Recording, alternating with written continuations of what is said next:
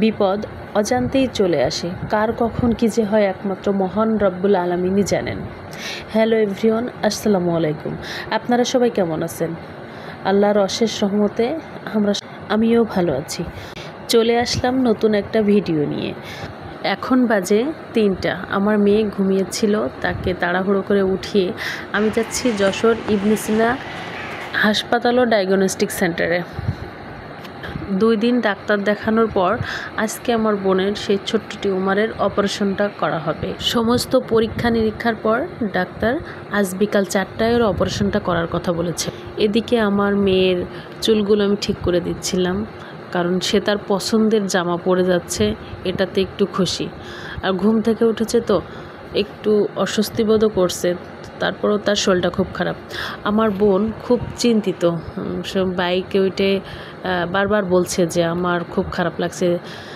যাবার পথেই হঠাৎ করে বৃষ্টি শুরু হয়ে গেছে, খুবই বৃষ্টি, অনেক বৃষ্টি, এবং বৃষ্টির সাথে সাথে অনেক ঝড়ও শুরু হয়ে গেছে।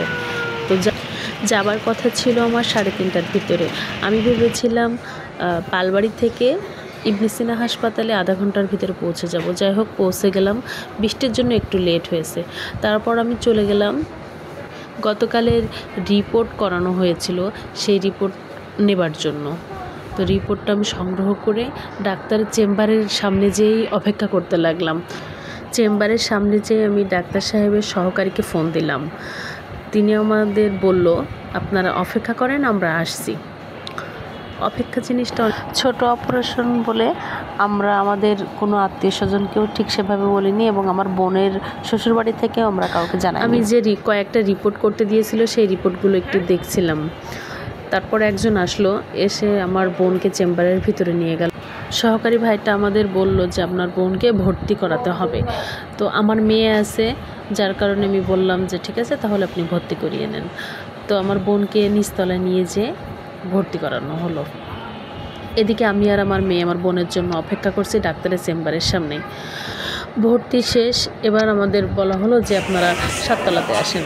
তো সেই ভাইটাই আর কি আমাদের লিফটে করে 7 তলায় নিয়ে গেল। আমি আর আমার মেয়ে লিফটের ভিতরে উঠবে না। তারপর আমি তাকে নিয়ে গেলাম যে আম্মা, সিঁড়ি বেয়ে তো আসলে এত দূর যাওয়া সম্ভব না। তো 7 তলায় অপারেশন করা হবে। আমি ইবনে সিনা হসপিটালে কখনো অপারেশন আমার পরিচিত কারোর করানো হয়নি, যার কারণে আমি জানি না যে সেখানে অপারেশন হয় কিনা।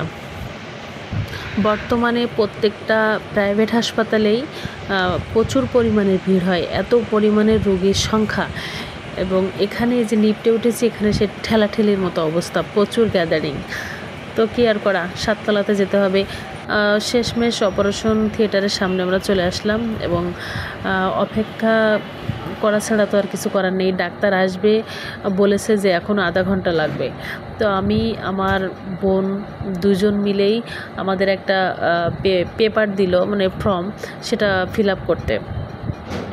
তো সেই পেপারটা আমরা ফিল আপ করে আবার দিয়ে দিলাম, এবং বোনকে ইতিমধ্যে ঢুকিয়ে নিয়েছে। এবং আমার একটু টেনশন হচ্ছে, কারণ বোন বলছিল যে আপু আমার খুব ভয় লাগছে, আমার সাথে একটু ভেতরে চলো, পাশে থেকো।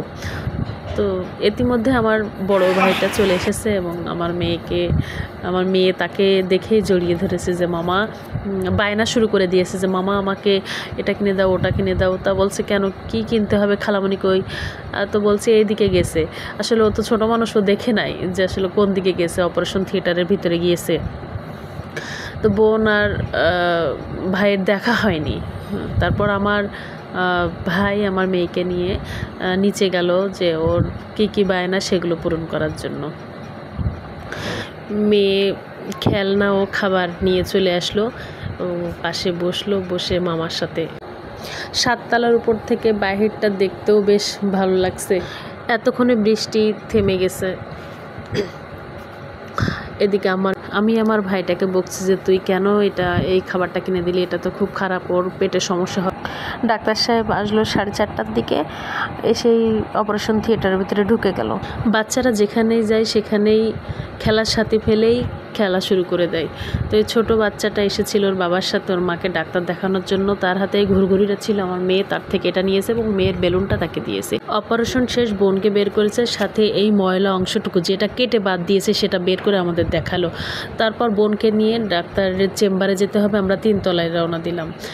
3 তলায় যেয়ে ডাক্তার দেখিয়ে আবার ওষুধ দিল। সেই ইবনে সিনা ফার্মেসিতে আমরা ওষুধগুলো ওখান থেকে, ফার্মেসির সামনে আমরা অনেকক্ষণ অপেক্ষা করেছি কারণ বাইরে অনেক বৃষ্টি হচ্ছিল। তো ইবনে সিনা হাসপাতালের সামনে থেকে আমরা এই জিবিকে উঠে পড়লাম, কারণ আমার বোন তো বেশি দূর হাঁটতে পারবে না, ওখান থেকেই আর কি ওঠা লাগলো।